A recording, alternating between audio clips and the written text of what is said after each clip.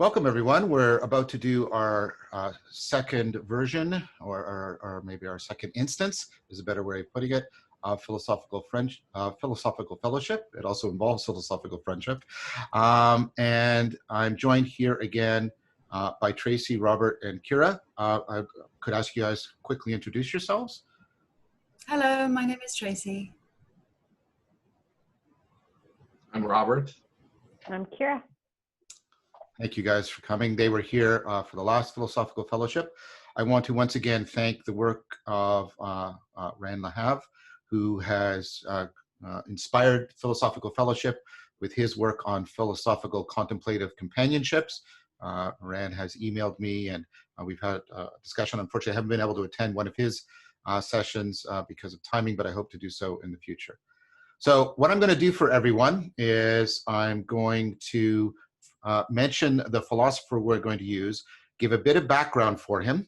Then I will review the practices that make up the philosophical fellowship practice. I'll take any questions that Tracy or Kira or Robert might have. And then we will go into the practice.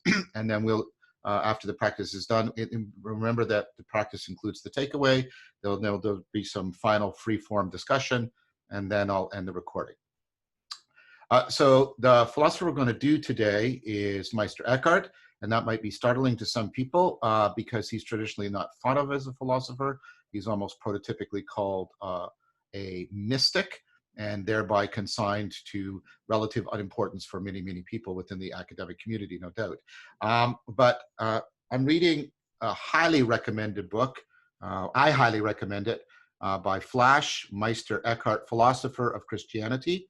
It's making the very persuasive and good case based on very good scholarship. He's an excellent philosopher and historian that we should be reading Eckhart as a philosopher, a mystical philosopher, no doubt, but as a philosopher, so in the same vein as Plato or Plotinus.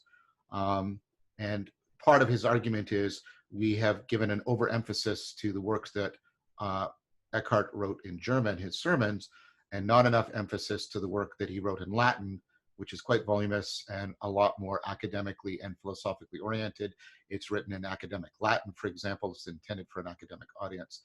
So the traditional interpretation of Eckhart is guilty of what has been called selection bias. We have been very biased in the works we have been looking at, and that has led to a biased interpretation of Eckhart. So Eckhart is, of course, somebody who is undergoing presumably altered states of consciousness and cognition that inform transformations of his character. We have good report in the sermons and elsewhere that he undergoes these transformations. But like Plotinus, he understands these altered states of consciousness to be consonant with and in sync with proper philosophical argumentation. So unlike in the German sermons, in his Latin works, Eckhart continuously invokes the notion of reason. But his notion of reason is a very Neoplatonic one. So let's bring that out. And let's talk about where he is. So I think he's born around 1260 and dies around 1328. So he's after Thomas Aquinas. He's after Albert Magnus. He's influenced deeply by Thomas Aquinas. But he also is critical of Thomas Aquinas, explicitly so. He's deeply influenced by St. Augustine and by Dionysius the Areopagite, who was a great Neoplatonic Christian in, I believe, the 6th century, probably in Syria. Had a deep influence on Eastern Orthodox Christianity. So those are the influence. What Eckhart is doing is he's responding to a lot of things that are happening in Germany at the time. Germany is going through some major transitions. The empire, the German Empire, the Holy Roman Empire, is entering into significant, this is where the beginning of its decline. There's been a lot of controversy in the papacy. It's been moved to Avignon. It's during the Babylonian captivity. So there's a lot of tumult going on, and it's just before the Black Plague is going to hit, the Black Death is going to hit Europe. So he's at a very, very pivotal point in history. So what is his notion of reason? Well, it's not argumented. It's not, although he makes arguments in his work, he's not talking about reason in that sense. He's talking, what he really is concerned about is a faculty that in Neoplatonic philosophy is called nous, N-O-U-S, which comes from the Greek word, the verb noesis, which means to notice. And I agree with Mason that one of the best translation of this word is insight. So when you notice and you have an insight, when you realize, to use a term that I'm somewhat in love with, I guess, is when you realize, and in both senses of the word for Eckhart. Eckhart famously said, the eye by which I see God is the same eye by which he sees me. So realization is simultaneously you having an insight and an awareness, and also reality realizing itself, disclosing itself, actualizing itself, revealing itself to you in depth. And so nous is the faculty of you that allows you to have that kind of comprehensive insight in which you see how everything is connected, how everything fits and belongs together, so that you see through that manifold so to the ground that's behind it, that's underneath it, that makes it possible. So this, of course, you guys, if you remember from the Neoplatonism lectures, this is the idea of the one, that which makes both being and being known, being and intelligibility, and the relationship between them possible. And so for Eckhart, what you are trying to do is you're trying to use nous to become as one as possible, so that you can become as one as possible with the one, which is for him God. In fact, he thinks of this as beyond God. He famously said that he prayed to God to rid him of God, because he thought of God as a particular representation of a thing, a very great and powerful thing, but as a thing. Even as a creator, God is entering into a particular conceptual distinctness and category. So he often talks about the godhood or the abyss beyond God, right? And so for Eckhart, that is actually what we're trying to do. We're trying to get to the place where the one in us is completely at one with the one of everything. And in that sense, we are trying to realize the God beyond God, to use a phrase you might have heard before. And for Eckhart, that's going to lead us into the central idea of the passage I'm going to read from you. I'm going to read a section where he is basically giving a sermon on one of the Beatitudes, where Christ says, blessed are the poor in spirit. And that's always been a really odd phrase for many people. The Beatitudes are just really odd things anyways. What is it to have poverty of spirit? And the reading is about this poverty of spirit, because what Eckhart wants us to understand poverty of spirit to be is that we first detach from the things of sense. We move towards, the senses themselves, the faculties, the powers of our mind. And then we move towards the awareness that all senses have in common.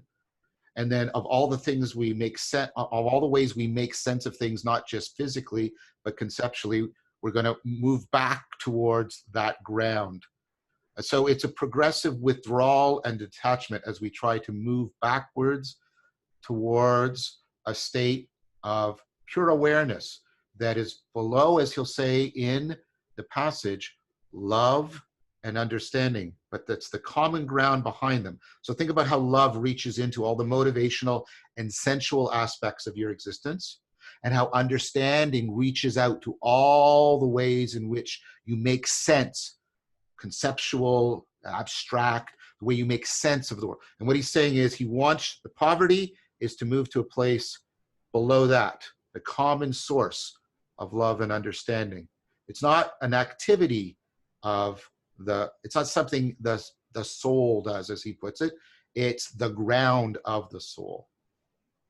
Now, we're not going to be trying to do that practice, but we did some similar practices in the meditation and contemplation course, and also in the Wisdom of Hypatia. We're going to be doing the philosophical fellowship around it, but I wanted you to at least be familiar with what he has in mind behind the reading. So first of all, any questions about that? Anything that was like, what? So for Eckhart, it's really interesting that he sees this movement as simultaneously the culmination of reason and as our greatest, and he's got this interesting phrase for it. It's both our highest spiritual activity and our highest spiritual receptivity, because we're moving to a place where we're not acting or receiving. We're in something that is full participation. Any questions or concerns? Okay, so that's the background, and I'll remind you what we're trying to do here. There's three things we're trying to do in philosophical fellowship that are interwoven together. We're trying to make sense of the text. Remember, we put a very strong emphasis on both those words. We're making, right? It's a creative act on our part. We're not just passively receiving. We're making sense of the text. We're making sense of each other. And we're making sense of we're making sense with each other. So we're making sense of each other and ourselves. We're making sense of the text, and we're making sense with each other. And what we're trying to do is, remember, we're not going to be speaking about the text. We're trying to speak through the text. We're trying to resonate it. We're trying to presence Eckhart's thought and presence Eckhart's perspective for us, and that's why I gave you a bit of his background and what's going on in the text. So remember, we're trying to invoke. We're trying to invoke the depths of the text from the depths of ourselves and the depths of each other and the depths of Eckhart, and we're trying to invoke it and make it present, as we did with Spinoza last time. When we're responding to what other people have said, first of all, we're listening in like a Lectio Divina fashion. We're trying to resonate and internalize. When we respond, we try to incorporate, like in jazz, what the other people have said. We're trying to make something together. We're trying to create something that is beyond each of us, that is a place in which Eckhart's voice can be heard and made present to us as a wise perspective, as a potential sage that we are, at least within the practice, internalizing. Okay, remember, we're not arguing with each other. That's not what we're doing here. There's proper place for that. What we're trying to do is work together to co-presence each other as much as possible, and to co-presence the text and Eckhart. All right, so if you remember, I'll just go over the procedures and then I'll go in the order. I'm going to start with slow reading, which is a Lectio Divina type reading. I'm going to pause periodically so you can soak up what's happening. I'm going to read slowly, let you soak it up, let you really resonate with it. We're all trying to internalize the text as much as possible during the slow reading. When we do precious speaking, remember, you try to convey as much as you can with as few words as possible. So there we're trying to hold ourselves to one sentence, maybe two. But remember, we're trying to convey much more than we're saying when we're doing the precious speaking.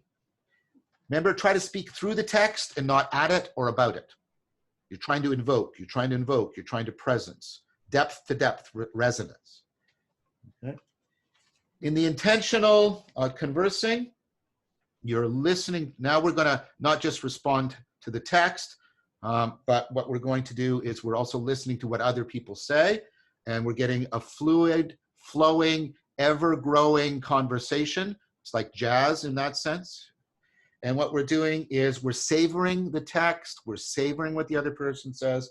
When we speak, we can speak maybe 4 or 5 sentences, right, in intentional conversing, but we're always trying to speak through the text and internalize and incorporate what other people have said. We're trying to get that flow going. And then there's ruminatio. Ruminatio is the philosophical chanting. I will choose a phrase or a sentence, make sure you all understand it, at least in the sense of an inkling, at least in the sense of I'm on the tip of an insight, right? And we'll do the chant, and then I'll chant it, and then I'll pass it to Tracy and then to Robert, and then she passes it to Robert and to Kieran. We go around. Remember when other people are chanting to chant in your head silently with them. We're trying to make this collective and flowing. And then there's a pause after each, and we usually do 4 rounds of those. So first of all, any questions about the review of the procedures that we're going to be engaging in? Okay, so the order will be the following. And I hope you remember it from last time. I'll be the facilitator again. I'll do the slow reading of the text with lots of pauses, including at the end of the reading. Then I will suggest a phrase or sentence for ruminatio. I'll repeat it a couple times. If anybody doesn't quite understand it, that is your opportunity to say, could you give me a little bit of explanation if you need it? Okay. And then after that, I'll guide you through this. We move to precious speaking. In precious speaking, remember what you're doing is basically responding to this. What is the text provoking and evoking in you? What is the text provoking and evoking in you? What is the text provoking and evoking in you? We do the precious speaking. Then I'll say, now it's time we'll move into the intentional conversing. And then finally, when that ends, we then will go around and a little bit more free form. Your takeaway, what are you getting from this? What's coming out of this? And then I'll say when we're formally ended the philosophical fellowship, and then we can have some free form discussion. Any questions, concerns, or comments that need to be addressed before we begin? Are we sitting to do the core 4 initially? That's a good idea. Before?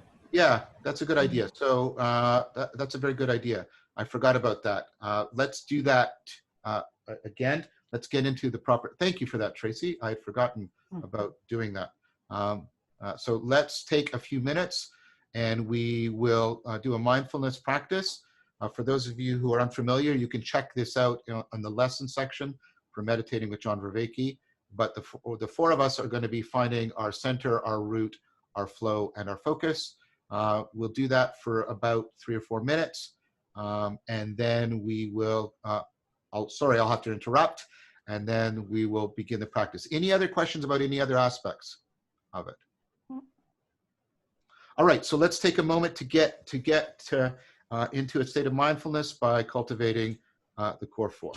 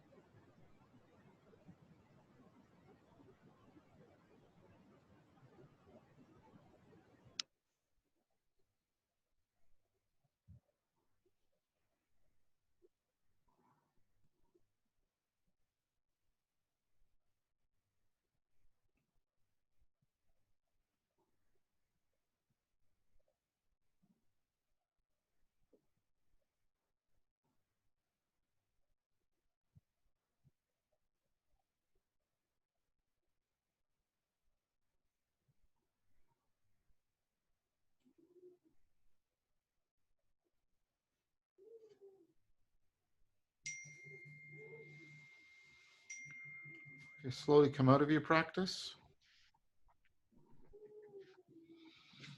So I turn my notifications off. I'm just going to put my phone on airplane mode because I don't think it's working. There we go. All right.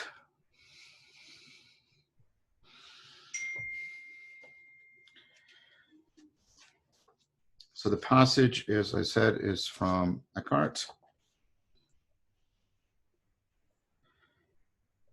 Everything that ever came from God is directed towards a pure activity. Man's proper activity is to love and to understand. Now the question is, what does blessedness most of all consist in? Certain masters have said that it consists in understanding. Others say that it consists in loving. Others say that it consists in understanding and in loving. And these speak better.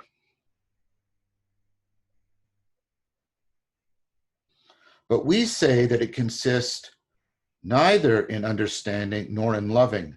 More, there is something in the soul from which both understanding and love flow.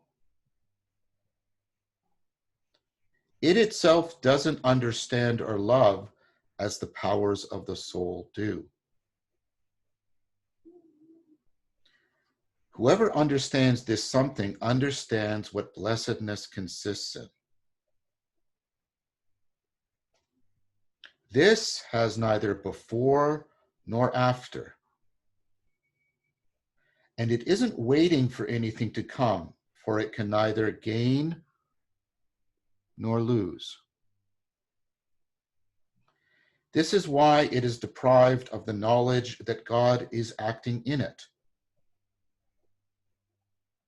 More, it is simply itself, rejoicing in itself as God does in himself.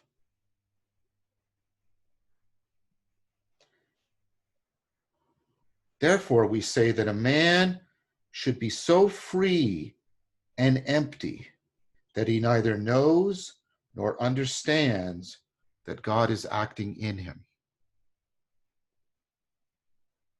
This is how a man can possess poverty.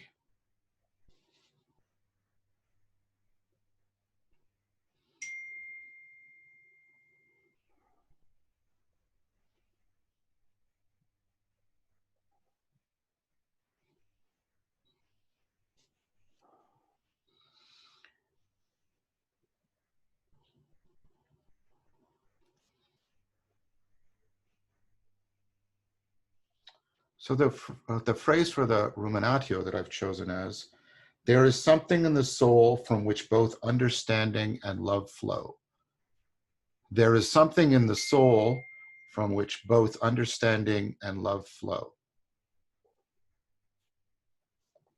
There is something in the soul from which both understanding and love flow. Are we ready to begin the ruminatio? I'll begin.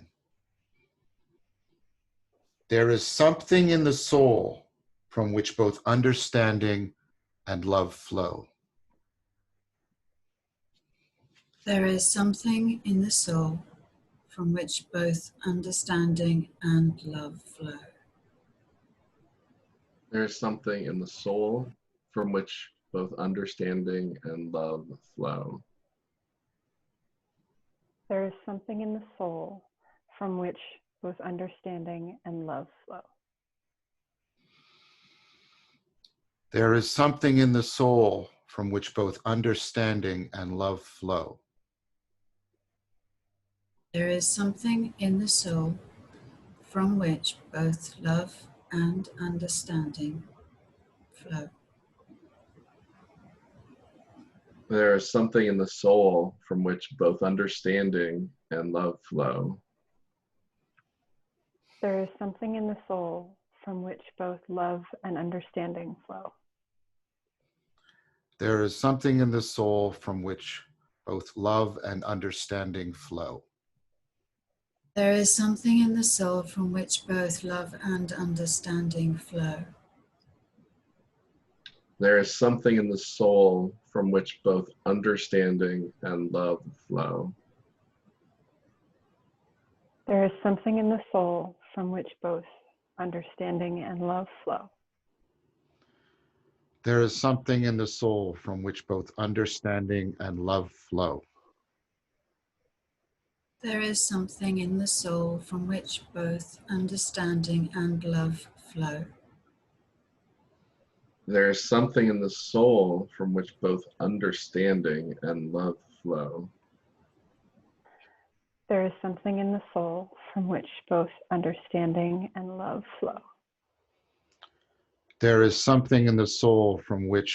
understanding and love flow. There is something in the soul from which both understanding and love flow. There is something in the soul from which both understanding and love flow. There is something in the soul from which both understanding and love flow. There is something in the soul from which both understanding and love flow. There is something in the soul from which both understanding and love flow. There is something in the soul from which both understanding and love flow. There is something in the soul which both understanding and love flow. There is something in the soul from which both understanding and love flow. There is something in the soul from which understanding and love both flow. There is something in the soul from which both understanding and love flow. There is something in the soul from which both love and understanding flow. There is something in the soul from which both understanding and love flow. Now let us pass into precious speaking.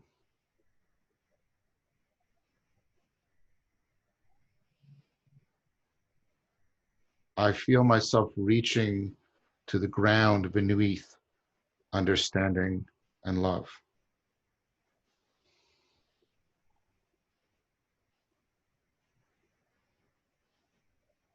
I feel at the edge of an ocean of tears. It feels like we were singing.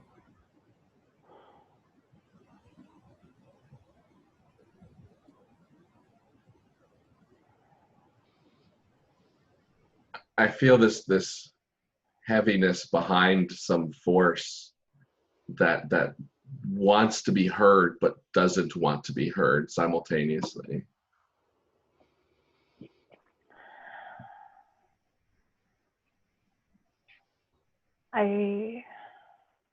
I'm aware of feeling in a flow and wondering about the activities in it.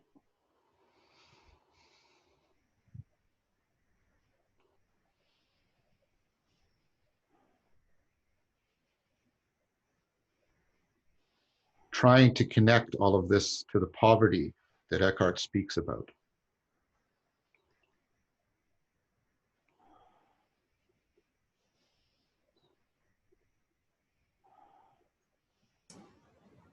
I have a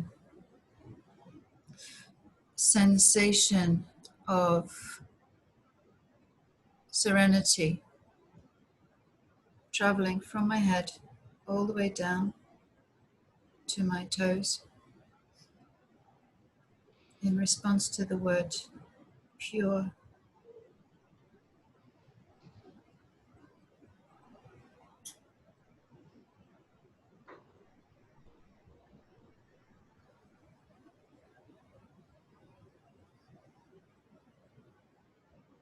I wonder what a poverty without money would feel like.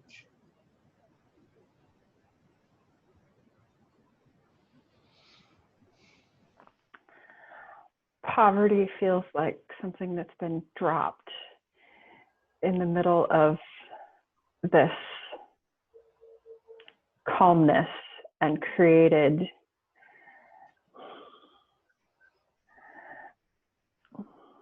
I don't have a word for this.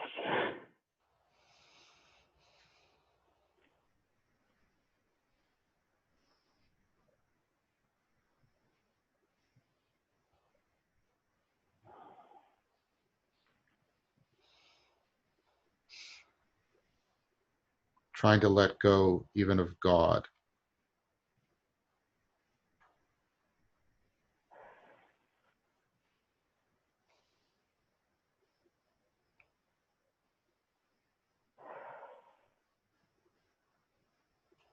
Poverty of spirit, that expression has now completely changed for me since the reading. Mm.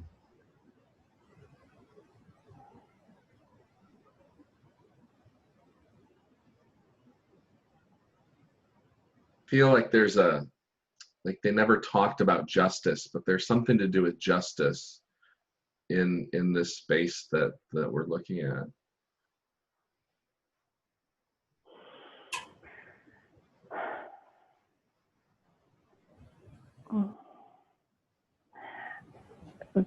The word God hit me, and I'm wondering how God shows up in poverty.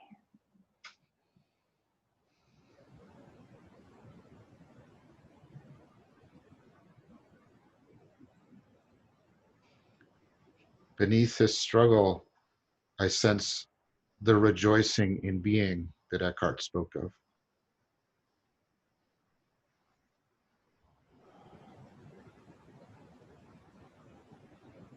Feeling connected to all of you through the ruminatio, the repetition of those lines. I can sense you as real human beings now.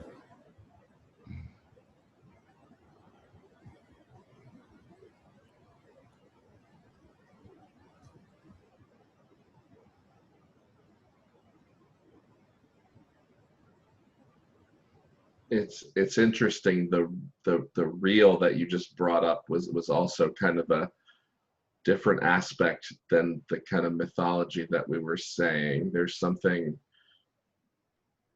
almost like he was thinking about the future when he was talking about this timeless point. Mm.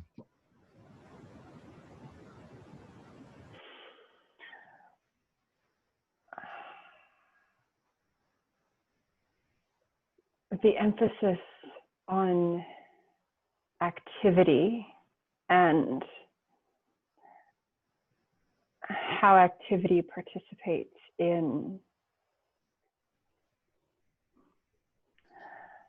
flow, understanding, love, and my conception of God. Mm. Okay, let's now pass into intentional conversation, where we can talk about not only the text, but what we are all saying to each other. And as we continue to try and presence Eckhart, what kind of mind and spirit would have given what we are realizing here together?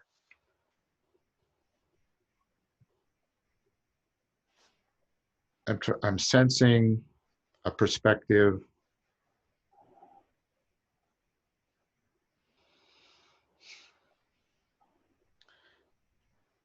I think that touches everything we're talking about here, right? There's, the peace, the change in view. Robert's right. Eckhart was tremendously concerned with justice, and justice is somehow pregnant throughout all of this. And that sense of trying to the thing for me for Eckhart is breakthrough, Durkbrook. And that Robert said it from the beginning, the force. Right? I'm sensing that we're getting all of the axes for which breakthrough is possible.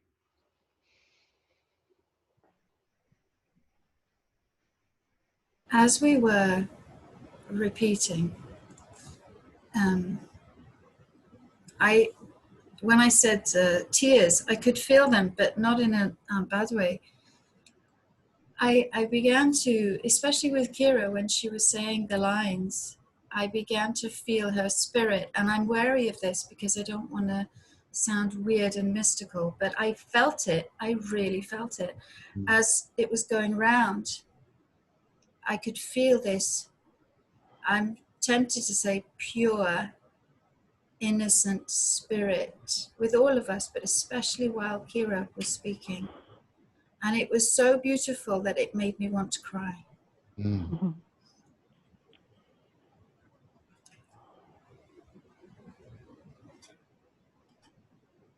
Yeah, there's something, he's not confident too. He's confident that he's not confident, and he's trying to speak of things below love and reason. Like, that doesn't even make sense on some level. Like, what is he trying to, like, what is this experiment that he's trying to partake in?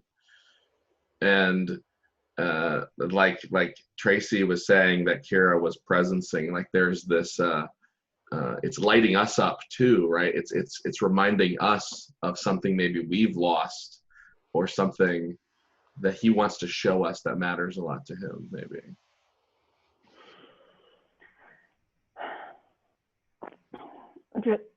Two thoughts going in kind of at the same time, and one is the mention of him writing this or doing his work right before the Black Plague, and the awareness of where we are and what's happening in our greater world right now. And the interesting thing that happened of at some point I switched the words from understanding and love to love and understanding.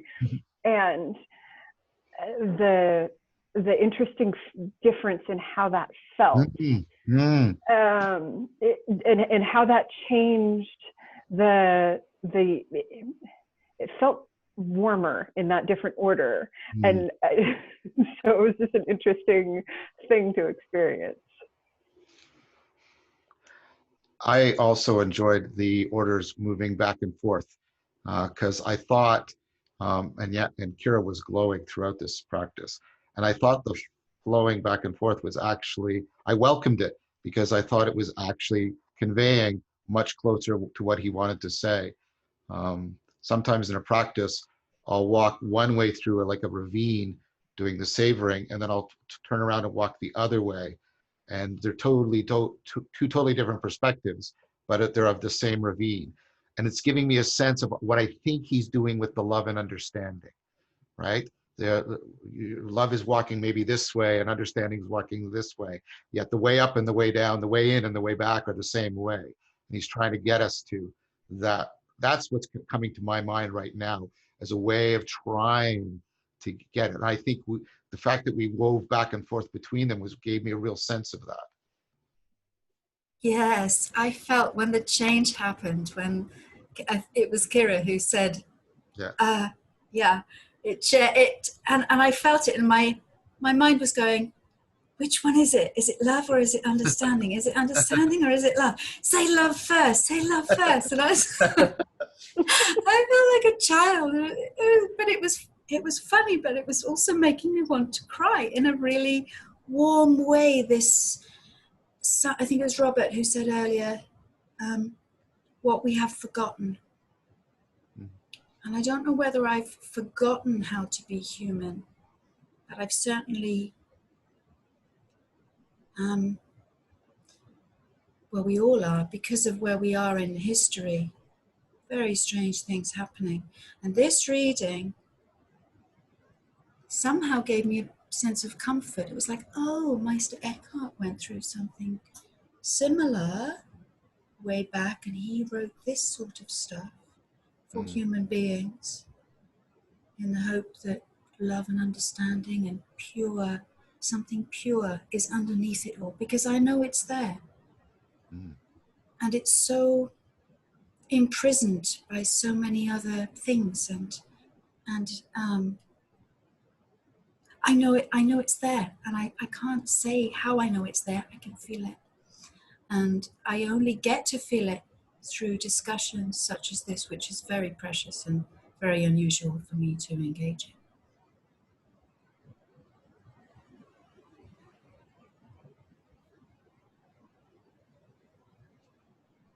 Yeah, I was while Kira and John and Tracy were talking. Tracy, when Tracy talked, I was imagining, especially when John was talking about these two rooms. There was kind of the cold intellectual room. It was like an armory, and it had weapons and it was powerful. And there was like a warm, like I wanted to say family first, but then I thought like friendship or fellowship, because there was so much commonality that brought together that wasn't just lineage. It's a nice.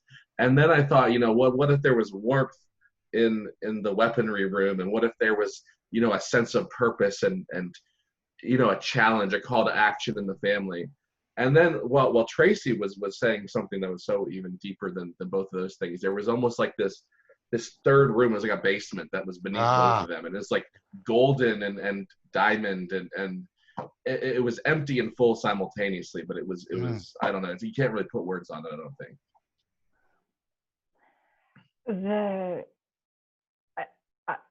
I'm noticing there's a part of me that wants to, at the very beginning, the emphasis on activity. And for some reason that word, some part of me just grabbed onto it and held onto it. And then the weaving of love and understanding and God through those, like I can see almost like in my mind, this sort of like flipping through a Rolodex, trying to find, okay, what are the activities that correspond to these various things? And then but there's also this sense of being in this group of like love and understanding, and how that weaves in of I know each of you a little bit, but what's formed in this practice feels like, I don't know exactly, the activity, one of the activities of love and understanding, like this, like what's happening here, that's part of it. This is truly wonderful. For me, what this is all, I'm starting to two things. I'm starting to get a sense of Eckhart's mind and perspective, because all of this is disclosing. It's starting to make it three-dimensional for me, like really present, that perspective. And then I'm hearing the challenge, right? The Kira, the activity. What is this activity in which we are even impoverished about God? We're so poor in spirit that we're not even trying to have God anymore, right? We're trying to let go even more deeply. What is Eckhart calling us to? I can feel him now here. There's like, you guys are making him present for me. What's he calling us to? What's he calling us to? The love and understanding and the purity that he writes about in the paragraph we read seems to me that that's exactly what we are embodying right now. Even though I don't. I know you all a little bit now, not that much. There is apparently something quite sacred going on here, through the words written. Was it 1200 you said? Some time? Yeah, probably early 1300s he wrote this. Yes. And I mean, you just can't premeditate this kind of stuff. It's really, really special. I can feel the presence of all of you, and you're just images on a screen. That is incredible. It's just, we're living in this world that is just on a screen right now, and yet I can feel a spirit there.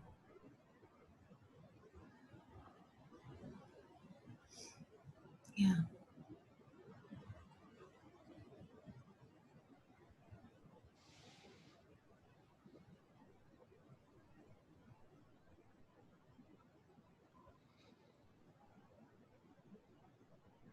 I got a sense that his world was so much like the opposite of his world and our world is technology. I feel like, and he's blind to God by knowledge and love, which are like eternally troubling human beings. And there's like this obvious irony that keeps bringing up that we don't know each other that well, and we're 4,000 or 5,000 miles apart from each other if we had to walk from place to place to place to place. Yet this notion in this book that was written by this real human being, plus our curiosity and a host of other confluences of things that have motivated us all, have brought us to this point. And it's just so interesting to me to see four people caring about something and also imagining it just so deeply and so powerfully. And now I wonder if he tried to do that on purpose, if he was going like, okay, well, what if someone, looked into my book one day, if I could show them one little pebble and I wanted it to be the shiniest, beautifulest pebble, maybe I'll just put it right there and walk away. Mm-hmm. And yeah, it's profound. Like he couldn't have anticipated this moment, yet he's here almost in a sense. So it's very interesting. It's really interesting in this round, John, when you talked about feeling like Meister Eckhart was here and Tracy talked. I don't know why this sounds so strange, but I got this very strong image of Quasimodo from The Hunchback of Notre Dame. I don't have any idea. I have no idea where that came from, and so I'm just sort of like mulling that around of what that represents to me. But there's and I got this vision of bells, and it's like Quasimodo. He rang the bells that like everyone, that connected everyone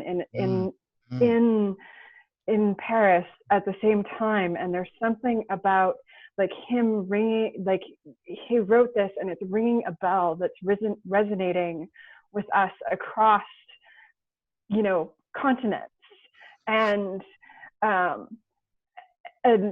like it rings through, it's a bell that's being rung through time that connects us to each other and to him in a way, because like those bells, they like, you felt it, that you felt it in your bones. And well, we're already gradually moving into it, so let's just go now into the more free-flowing discussion. And so I was, when Kira said that, I was thinking of, there's a passage in Augustine, and it really hit me where he says, I hear a bell ringing on the hill. And when I was reading this, I was an undergrad at the time, I suddenly felt like I was there with Augustine, and then all of this reaching, and then what Kira said here about, Eckhart's sounding something, right, that is reverberating through all of us. And there's something, there must be something in us that's resonating, but it keeps drawing me on. It's because he wants us to get somewhere, right? And he wants us, right? This poverty of spirit keeps coming back to me. What is it? And we're all getting to this place where you guys are starting to express the rejoicing he talked about, the rejoicing in just being, right? And being at this depth and being connected. And it's giving me a taste of, I think, of what he's trying to get us to realize. We no longer have to speak in sequence, by the way. It's now free flow. That image of the bell ringing through time, Kira, that was just gorgeous. And the one is what kept coming to me as I think it was Robert was speaking, and I kept thinking, this is the one. This is some form of the one. And this is what happens when human beings come together in mutual love and understanding, instead of judgment and And opinions, we live in a world of opinions now. Everybody's got an opinion. We've agreed to come together to practice something that is pretty strange, but in the process of so doing, I can feel an element of eternity in us, and the love and understanding and purity, as I said earlier. Surely this is one of the definitions of joy, when human beings really communicate. That's well said. That's very well said. Yeah, that is a kind of rejoicing, isn't it? It feels that way. So, say a little bit more about, if you would, please. Like, I agree with you. I'm resonating with it. There's a sense of oneness, and it's not a thing, right? Yes. It's this is what it feels like to really talk with other human beings from the depths of one's self. And I don't mean that in an intellectual sense. I mean it in a spiritual sense. And I'm not really a very spiritual person, but I feel it. And I also have a great yearning for the spirit. It shows itself in the kind of books I read. But I keep it hidden from the world. And in this little group, I have the opportunity to let it out of its darkness. I have never read Meister Eckhart, but I am reading St. Augustine at the moment. And I'm just with him all the time. There's something, John, you've said multiple times, the resonate, you know, that it resonates with you, and the image of the bell, and the metaphor of the sound. And then Tracy, you brought in the one, and it reminded me of the chanting that we do, of, you know, Om, and then the one. And there's so much of an attempt in my life to be able to connect with people, and you end up talking about your life and things like that. But the fact that that image of the Hunchback of Notre Dame came up, and being able to walk through that and see that, that is something that I don't get the opportunity, like there's something that got accessed that doesn't get an opportunity to bubble up very often, that is that, like, there's, like, it's a part of the activity of this, of what we're doing here, that, like, touches something that doesn't get to get touched, that doesn't get accessed very often. And I'm like, I don't want to let this go. Here, I wanted to say, well, that's inspiring. That's the inspiration. That's so, you know, you can have this moment and it could feed you for 20 years. And you know, it's really neat. It's I think the shift from propositions, from the understanding to the community, to this act we did. There was no words, it was this action. And yeah, it doesn't exist a lot in 2020 on Earth. It's very interesting to, and just to hear Kira and Tracy especially share without hesitation what you're thinking. It's just, it's profound, I think. Kira, I wanted to share with you, because you kept really almost, I felt like you almost being nourished by the pure activity. So I took the course on Spinoza with one of the great Spinoza experts, Savin, and his final thesis was that God for Spinoza was pure activity. The pure activity that makes all the specific activities possible.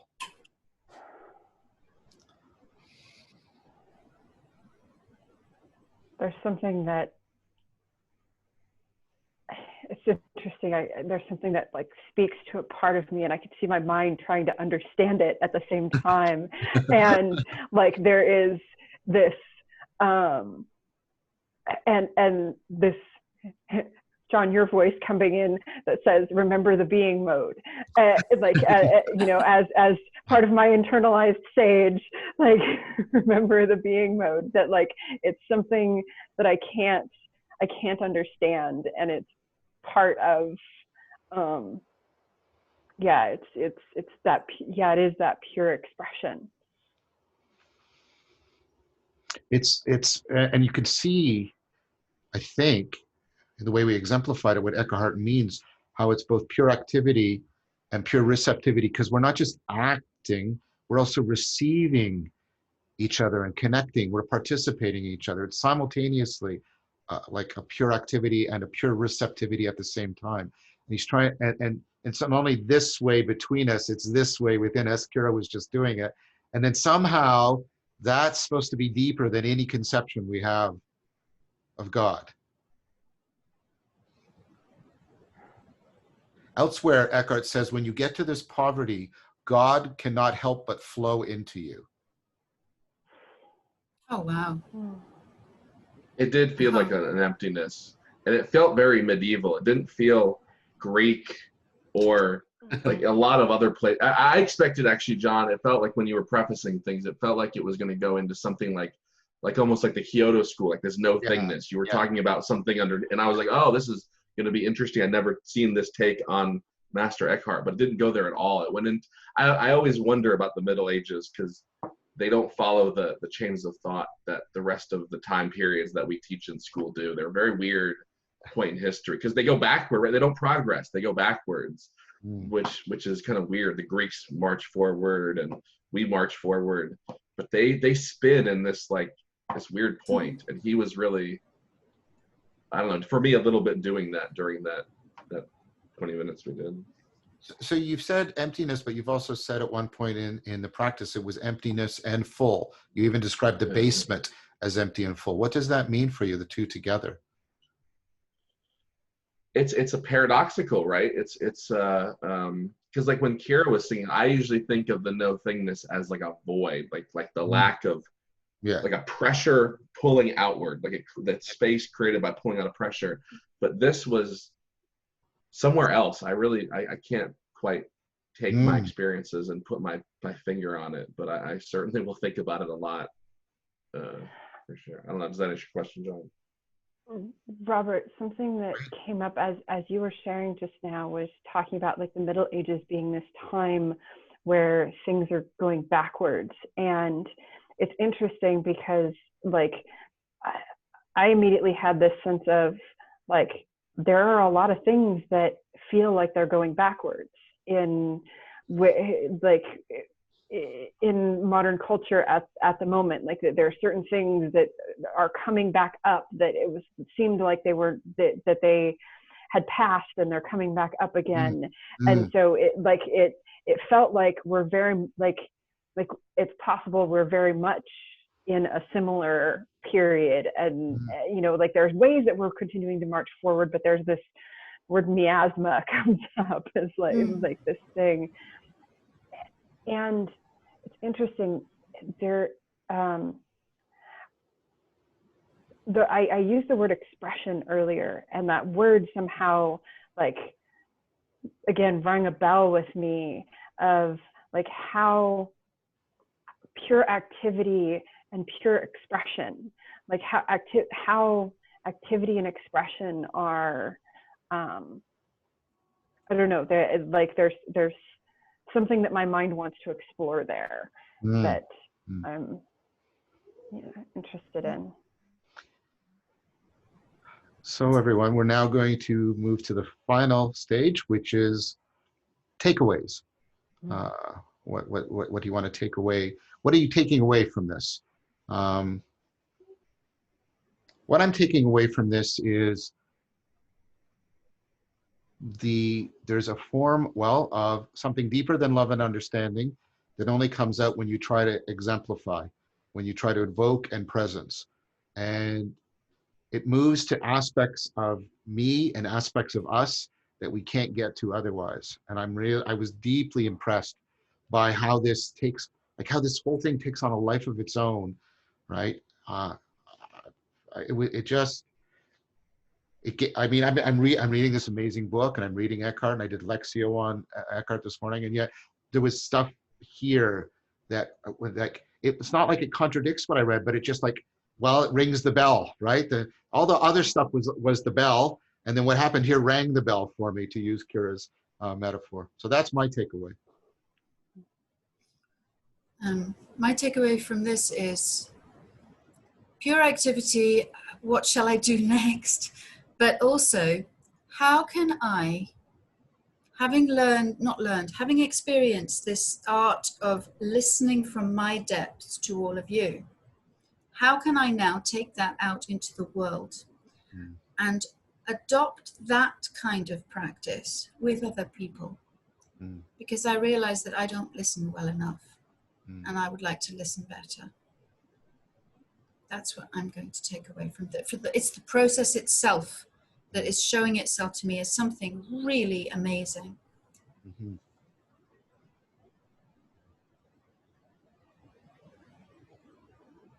Yeah, I think it was really the most interesting part to me that I'm going to take with me was the symbolic act of especially, I thought it was so fascinating how we pulled in popular symbols, our own personal imagery, the imagery of the text.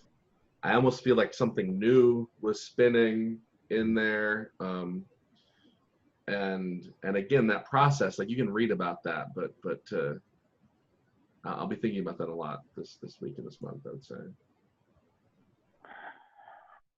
I'm really trying to savor the experience of that I can participate in this, because sometimes I question like whether or not, like I don't know some of the thinkers, and I don't know all these things, and I worry that I don't have some profound thing to say, and yet just the act of participating and allowing and being someone who lets things come out naturally, like that's part of the process. And so I've sort of pulled back on participating in these groups in other places because I wasn't sure. And so just kind of my takeaway is to savor, like, I guess that I have a part to play in all of it. Very much. And that I want to, and I want to create, I want to be part of creating opportunities like this elsewhere. Yeah. Well, thank you all. This has been truly wonderful. And so I'm going to thank everybody who's watching, and I'm going to now end the recording.